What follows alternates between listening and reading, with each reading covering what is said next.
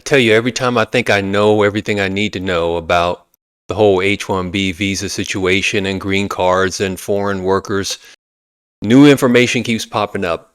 And a lot of it did this week. One of the best videos I've had, at least in terms of response, was called "The H-1B Situation is Worse Than You Thought." And that included an interview between Steve Bannon and ROSEMARY JENKS. Well, they're back for another interview since the proclamation came out last week by President Trump. Let's get their take on that. Take a look. ROSEMARY JENKS, we've got about a minute and a half here. I'm going to hold you through the break. H1Bs, and particularly Senator Grassley.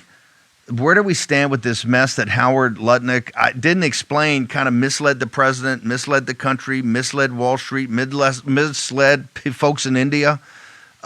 Give me a minute on this before we go to break, and I'll bring you back.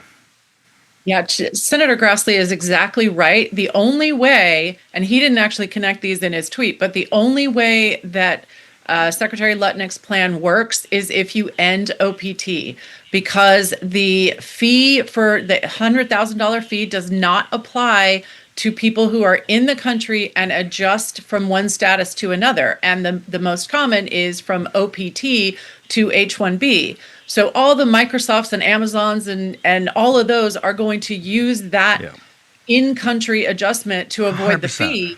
Okay. The only people will be paying it will be the body shops, Lutnick. unless you get rid of OPT. Yes.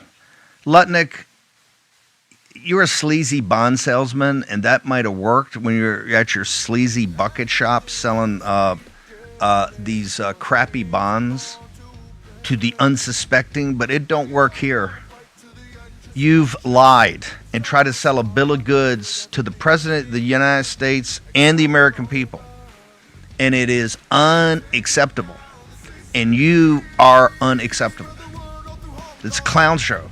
So we're going to break it all down for you, and thank God for Senator Grassley. H-1B visas are I was being charitable last week when I said Secretary Lutnick, as Secretary of Commerce, he should have known what was in the proclamation, and he promised that it was $100,000 per year per candidate and a fee tax for the H-1B program. He also said it was for 6 years. Those things were not in the proclamation as I covered it. And I thought he might have been speaking in terms of the spirit of where they want to go with this whole effort, but it was definitely not in the writing. And so I didn't want to call him a liar, but Steve Bannon he went forward and called him that. So that was interesting. Let's continue. A total and complete scam. And it's an insult to the kids and young men and women that went through all the training, everything, to say that their foreign workers are better. They're not better. No one's ever showed me one billet that we didn't have the education and the job experience to do. It is a scam to destroy American workers by big corporations and the oligarchs whose greed is unlimited, unbound. What they want is to pay people slave wages and have them live as indentured servants. It's not acceptable, and we are going to get this program shut down. Now, talk about first off, he lied about everything in the Oval Office. If any other guy had ever done it, he'd be fired immediately. This is not a tiny program, and it's not a small issue. It's a central issue for American citizens. And he sits there in the Oval and just lies. Oh, it's an annual thing. All this money we're going to generate to shut the deficit. Just bald-faced lies.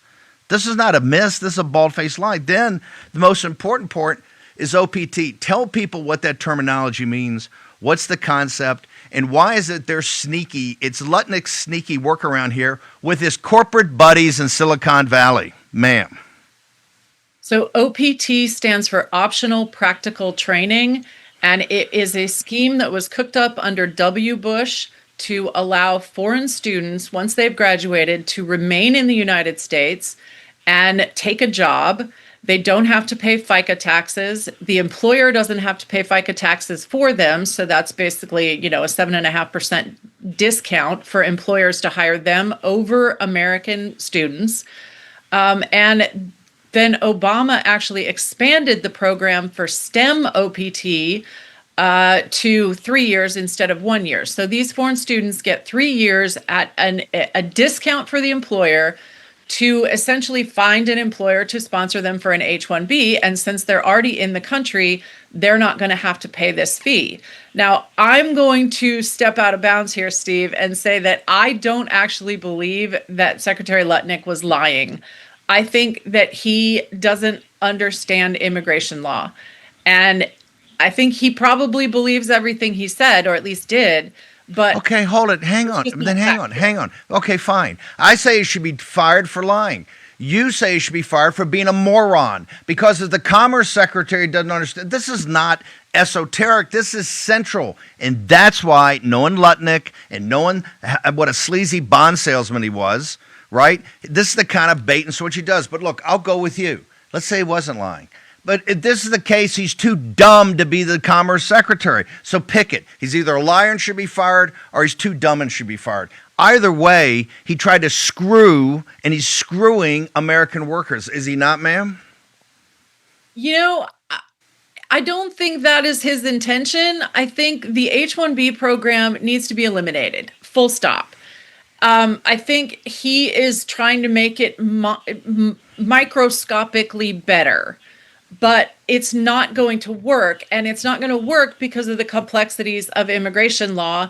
And, you know, I don't think he included the Department of Homeland Security in coming up with this order, or the gold card order for that matter. And the fact is they're just not going to work because of how complicated the law is and how many workarounds there are for these big employers who don't want to pay a fee, don't want to hire Americans, and can get away with it still under this order. You see what a nice person and a good person Rosemary JENKS is? You're a good person. You're a nice person. But you damned him so much. By the way, the gold card's not right. He didn't talk to... You didn't include DHS. It's got to be central. Listen, here's the bottom line. The bottom line is that people like yourself, they go about it very methodically and don't get all worked up and say, hey, no, this is where you're wrong, bing, bing, bing. And Senator Grassley, who's an old warhorse, and from Iowa, and's got that kind of common sense out there in the great heartland of this nation, right? You guys think this through and say, hey, neither one of these work. They're not even close to coordinating with existing law, but more importantly, they're just kind of all workarounds. So when Reed Hastings comes out, Reed Hastings, who hates the President of the United States more than anything, when he comes out and says, yeah, I think this... Reed Hastings is one of the founders and I believe current CEO of Netflix. Just so you know, this is great. It's really going to work. You know that the big shots in Silicon Valley, it works for them. That's right. So, what's your recommendation now? How we get this shut down, particularly backing Senator Grassley and what he's doing, ma'am? Well, so we need to stop OPT, and because it was created by Executive Fiat, the administration can stop it dead in its tracks today. Just a stroke of the pen can stop OPT. But more importantly, we've got to eliminate H1B. And by the way, I don't know if you have seen this, but Senator Banks has introduced a bill that doesn't end H1B, but it does eliminate OPT. It raises the base salary for H1B to $150,000, which is almost double its current salary. It makes a lot of changes that would make a big difference and would definitely cut out the body shops and the people who abuse it most. That's a little bit of what I caught this week. I caught some more stuff. Let's take a look at this. Donald Trump just slapped a $100,000 fee on H-1B visas. It's at the end of the road for the migrant sweatshops for big tech, healthcare, and universities. On Friday, Donald Trump signed an executive order imposing a $100,000 fee on H-1B visas. Is a big deal because the fee is higher than the average H-1B salary, meaning it prices out these. Now, I'm aware that this guy sounds like AI, but he puts out some good information, so bear with it. But he doesn't sound like a real person, but I believe he is. Sweatshops. Now, the background here is H-1B started in 1990 to bring top talent from around the world. The original salary cutoff was $60,000, which was a lot of money in 1990. But it was never adjusted for inflation. It's still 60 today. So inflation alone should have taken it to 139. Tech salary growth should have taken it closer to 190. This turned it from top talent to sweatshop, with an estimated 2.5 million foreign STEM workers in the U.S., 1 in 4 computer jobs. which are overwhelmingly occupying the first rungs on the ladder that would have cultivated American tech talent. Tulsa Independence and its roughly 3 million people on the H1B gravy train, of whom roughly 70% are from India. Now, 100K is grand, but there's a lot of devils in the details. First, the fee does not hit the existing 700,000 H1Bs, since it's a fee on new applications. Plus, it's a one-time fee on a 3-year visa, meaning it comes to just $33,000 per year. That still prices out the sweatshops, but it is a big step down. The other thing is H1Bs are only half the battle. There's another 2.3 million visas that allow foreigners to work.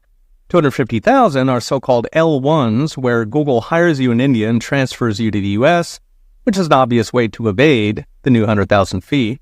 Another is 350,000 intern or training visas that literally train people to go home and permanently take American jobs. Then there's a clutch of country-specific work visas, O1, E3, EB1, TN, that come to roughly 100,000, of which a third go to Mexicans. Finally, there's a million F1 student visas that allow migrants to work on average 30 hours a week. This has spawned an entire industry of visa mills like Tri-Valley University in California, which is 95% Indian, charges just $2,500 tuition. So at 30 hours a week, students make 10 times what they made in India, even with the tuition. Essentially, universities are renting visas to replace American jobs. And when those F1s graduate, there's another 250,000 so-called OPT, optional practical training visas, that allow them to work for up to 3 years until they get the H1B. It is a very big club. Now, for now, Democrats are hoping lawfare, Obama judges, will block the fee, but they will fail since fees already exist on H1Bs, while the Supremes decided back in 2018 that the administration has nearly unlimited discretion who it lets in and on what terms. So what's next, brought to you by I Trust Capital. America's ability to attract the best and brightest is one of our superpowers. China does not hold a candle, but it got gamed into million-man sweatshops that Trump just took a big step to ending. Still, there's a lot more swamp to drain, even in legal migration.